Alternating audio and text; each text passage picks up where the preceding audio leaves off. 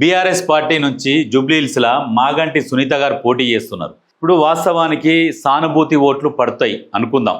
సానుభూతి ఓట్లు వేయాలనుకుంటారు, సరే వేస్తారు, ఎంతో కొంత వేస్తారు, కానీ నెరి అంత సానుభూతి ఉండదు. ఇక్కడ ఏంటంటే వీళ్ళ గుబులు స్టార్ట్ అయింది. ఏం గుబులు స్టార్ట్ అయిందంటే, ఒకటి కెమెరా, ఇది ఎట్లా కనబడుతుంది, ఈ కారు ఏదో అడ్డం అనుకున్నట్టు కనబడుతుంది. ఈ ముసలోళ్ళు జర కళ్ళు కానొచ్చి కాను రానోళ్ళు ఏం చేస్తారు, చూస్తారు. కొంతమంది ఇప్పుడు 45-50 దాటితే కూడా కొంచెం మస్కనే కనబడుతుంది. ఈ అద్దాలు మర్చిపోయిపోతారు. 50 ఏళ్ళలో కూడా కొంత మస్కనే కనబడుతుంది. ఓన్లీ పొరగాలకైతేనేమో క్లియర్ కనబడుతుంది. ఇదేంది కెమెరా, ఇది చక్క కారు గుర్తులాగానే ఉన్నది, చక్క దీని మీద గుద్దేస్తూనే ఉంటారు. ఇక ఇదేంది రోటీ మేకర్, అదే ఇక లక్కకోల రొట్టె పీట, రెండు ఒకదాని మీద ఒకటి పెట్టి ఉంటే ఇది ఎట్లా ఉన్నది, ఇవి గిల్లల్లాగా ఉన్నది, కారు లాగానే ఉన్నది, దీనికి గుద్దుతారు.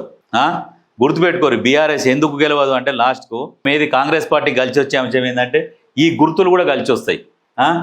ఇదొకటి, ఇదేందో మరి ఇదేదో ఉన్నది, ఇది కారు లాగానే ఉన్నది, ఇది రోడ్ రోలరు, ఇది కారు లాగానే కనిపిస్తుంది. వాస్తవానికి ఈవీఎం అవి ఎంత ఉంటాయి, ఇక మోచేది అంత ఉంటాయి, అందులో చిన్నగానే ఉంటాయి గుర్తులు. మామూలుగా 40 మామూలుగా అద్దాలు వచ్చిన వాళ్ళకు అవి అద్దాలు పెట్టుకొని చూస్తేనే కనిపిస్తుంది, ఆ అద్దాలు లేకుంటే కనపడదు. ఈ రకంగా కాంగ్రెస్కి కలిసి వచ్చే అంశమే ఇదొకటి కలిసి వస్తుంది నవీన్ యాదవ్కు. దీంతో పాటు ఏంటంటే ఇంకా ఆయన ప్రచారం చేసుకోవాలి. ఎటుగుడి కలిసి వస్తుంది అన్నట్టు కాకుండా, ఎటుగుడి ఇప్పుడు వస్తుంది కానీ భారీ మెజార్టీ దక్కించుకోవాలి నవీన్ యాదవ్. భారీ మెజార్టీ దక్కించుకుంటందుకే కాంగ్రెస్ పార్టీ విశ్వ ప్రయత్నాలు చేస్తున్నది. ఎందుకంటే ఎవరికి కూడా ఇటువంటి అవకాశం రాదు. నవీన్ యాదవ్కి వచ్చినటువంటి అవకాశం ఎవరికి కూడా రాదు.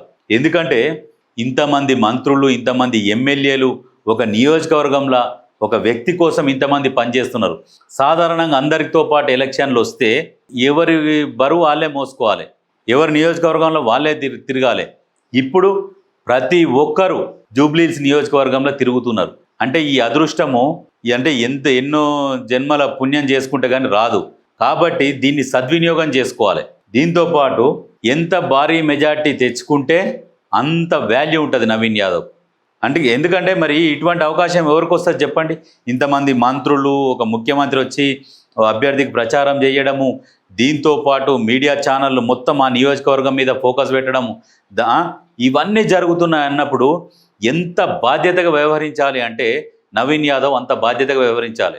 ఎటుగూడి గెలుస్తాం కదా, తిరుగుతున్నారు కదా అని కూడా కాదు. గెలుపు కాదు, గెలుపుని ఎట్లా ఉండాలి అంటే బయట నీ అపోజిషన్ ఎవరైతే ఉన్నారో వాళ్ళ గుండెలు అదరాలి, అటువంటి గెలుపు ఉండాలి. ఎందుకు ఉండాలంటే ఇంతమంది తిరుగుతున్నప్పుడు అటువంటి గెలుపు కోసం ప్రయత్నం చేయాలి. మెయిన్ కీలక పాత్ర ఏంటంటే అభ్యర్థులది. గెలుస్తున్నామా అంటే గెలుపు అట్లా కాదు, మామూలుగా 5,000-10,000 మెజార్టీ అది ఒక గెలుపు కూడా కాదు. అట్లా కాదు, గెలిస్తే కొడితే ఒక 50,000 మెజార్టీ, దానికోసం ప్రయత్నం చేయాలి. ఎవరేం చేస్తున్నారు, ఎవరి పనులకు అప్పచెప్పాలి, మానిటరింగ్ చేస్తుండాలి. ఎవరెవరు ఏం చేస్తున్నారు ఇవన్నీ చేసుకుంటూ పోవాలి. ఇప్పుడు ఇంత కలిసి వచ్చిన అంశం కాబట్టి నవీన్ యాదవ్ ఇంకా సీరియస్గా తీసుకొని భారీ మెజార్టీ దిశగా పనిచేయాలి.